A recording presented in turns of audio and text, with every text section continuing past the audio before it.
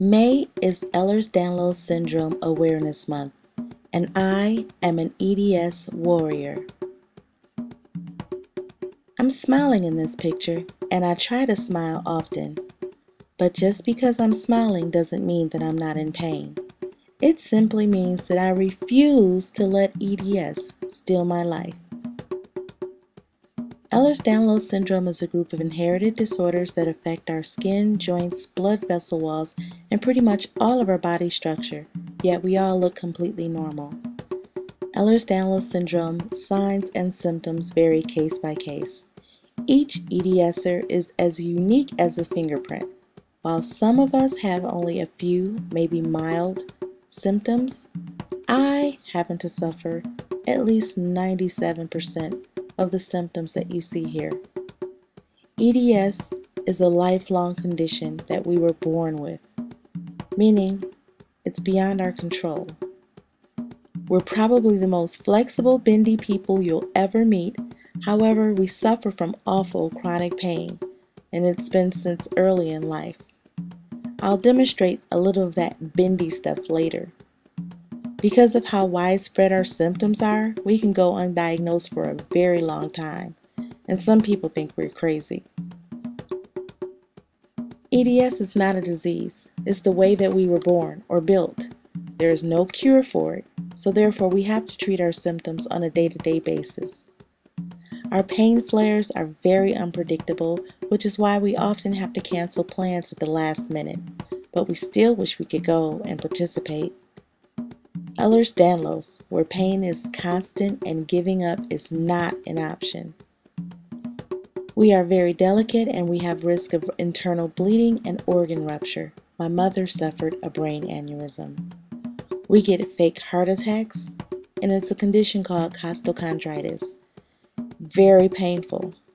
And what I will say is if you ever have chest pain to the point you feel like you're having a heart attack, seek emergency medical treatment immediately, especially if you have any conditions that increase the risk that it could be possible. You get used to it. That's what's scary. Due to adrenaline issues, falling asleep can be really hard for us. Sometimes we're up really late, and then once we're asleep, we can't wake up. We're not lazy, but especially if you have other sleep disorders, staying awake can be harder than it is falling asleep.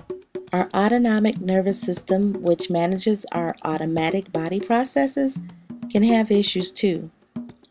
It's hard for us to maintain a stable blood pressure or stable heart rate. 159 and I'm just standing there. Extreme heart rate and blood pressure fluctuations are both pretty common with EDS. Some of us have problems with healing, and our skin bruises and tears very easily. And since the ligaments that are supposed to support our heads are too loose, our neck muscles are forced to work way too hard, causing us chronic neck strain. Ouch. From preterm birth to risk of uterine prolapse, there are several risks associated with pregnancy for women with EDS. I experienced preterm labor, 1 premature birth, and both were high-risk pregnancies. There is a 50% chance of you passing it to your children. However, you can be born with it without having a parent that is an EDS sufferer.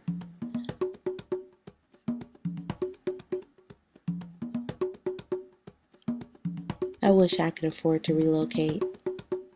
Testing has proved that those of us with hypermobility type of EDS, which is what I have, do not respond well to local anesthetics. Needless to say, I'll need nitrous oxide. And as far as the bladder thing, well, let's just say, gotta go right now. We get brain fog, and that's due to a lack of oxygen to the brain. Sometimes we just forget, but at least we remember we forgot something.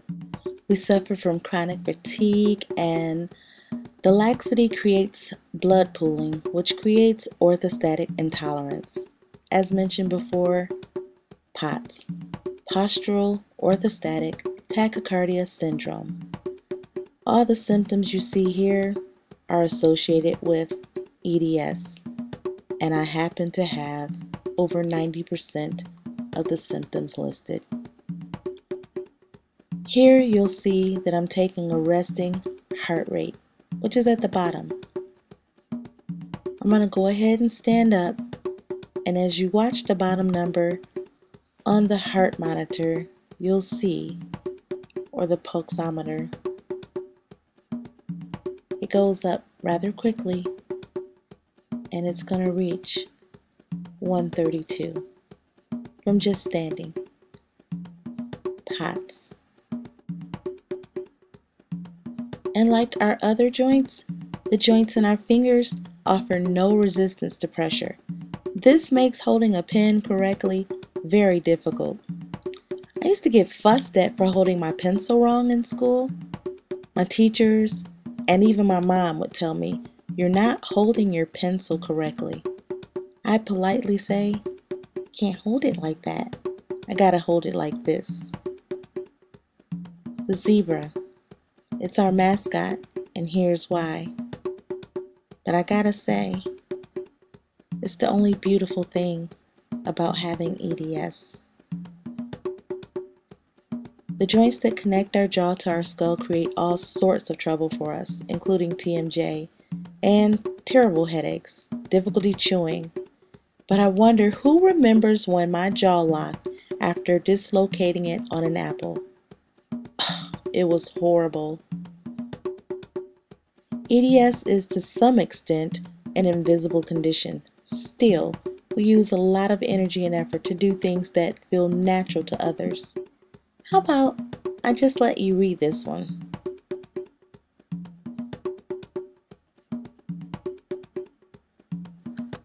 Our pain flares may be triggered by stress, cold, weather, humidity, activities, anything that changes our body status. Who knows what else? And when we start developing symptoms, most of our tests come back normal, and it feels awful because many people think it's all in our heads or they give up finding a diagnosis altogether. Then finally, well, luckily for me, after many years of suffering, they begin to connect the dots. And after many years of pain and frustration, I get a positive tilt table test. EDS is also linked to Chiari malformation.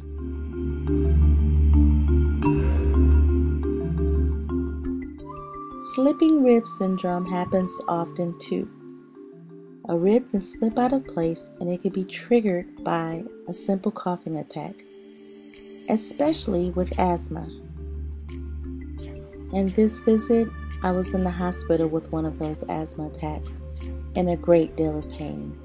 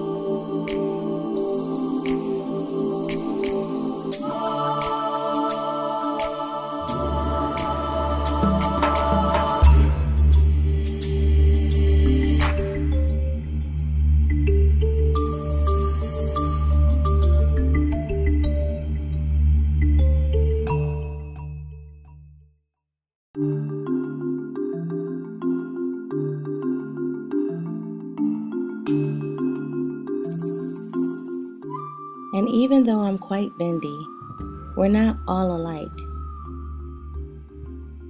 For example, I'm bendy, but I'm not that stretchy, and some EDSers really are.